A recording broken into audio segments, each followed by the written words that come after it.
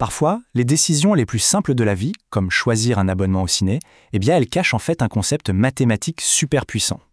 Aujourd'hui, on va voir comment une idée toute bête, la fonction affine, peut transformer un choix qui semble compliqué en une réponse super claire, super visuelle. Alors, voilà le programme. On commence avec un problème très concret, au cinéma. Ensuite, on va découvrir l'outil mathématique qui va nous sauver la mise. Puis, on l'appliquera pour trouver la solution.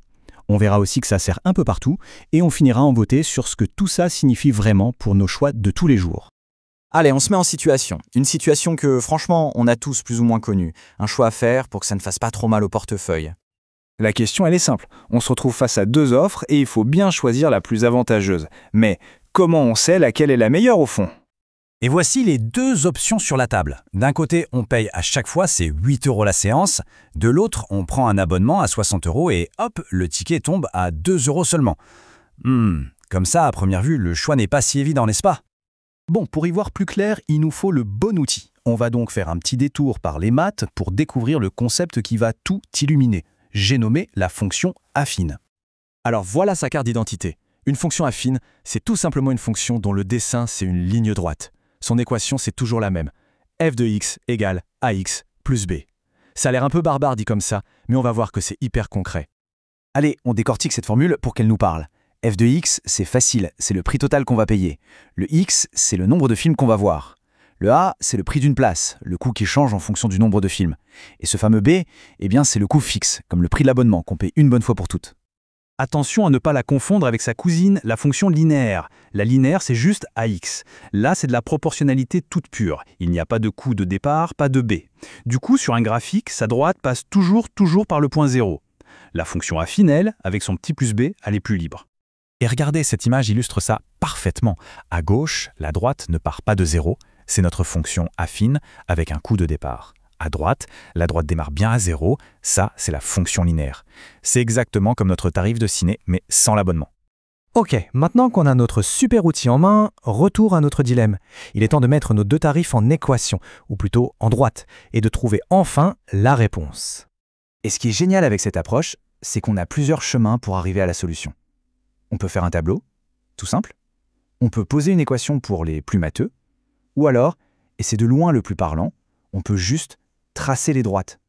Commençons par le tableau de valeur. On calcule le coût pour plusieurs scénarios. Si on va voir 5 films, clairement le tarif sans abonnement est moins cher. Mais si on y va 15 fois, c'est l'abonnement qui gagne haut la main. Et là, le point qui nous intéresse vraiment, c'est à 10 films. Pile poil 80 € dans les deux cas. C'est le point d'équilibre. Passons à la méthode graphique. On trace une droite pour chaque tarif.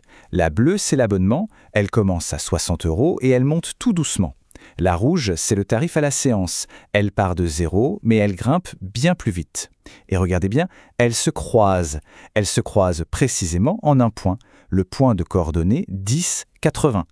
Le chiffre clé, le nombre magique, c'est donc 10. Si on compte aller au cinéma moins de 10 fois dans l'année, il faut rester sur le tarif sans abonnement. Si on pense dépasser les 10 films, alors là, l'abonnement devient carrément plus rentable. Et à 10 films tout pile, peu importe, c'est le même prix. Voilà, la décision est prise. C'est simple, non ? Bon, maintenant qu'on a résolu notre petit problème de cinéma, on va voir que ce principe, en fait, il est partout autour de nous. Ce n'est vraiment pas qu'une histoire de ticket de ciné. Prenez le choix d'un fournisseur d'électricité, par exemple. C'est la même chose. On a souvent un prix d'abonnement fixe et un coût qui varie selon la consommation. C'est exactement le même modèle. Ça permet de calculer le seuil de rentabilité, mais cette fois pour sa propre consommation électrique.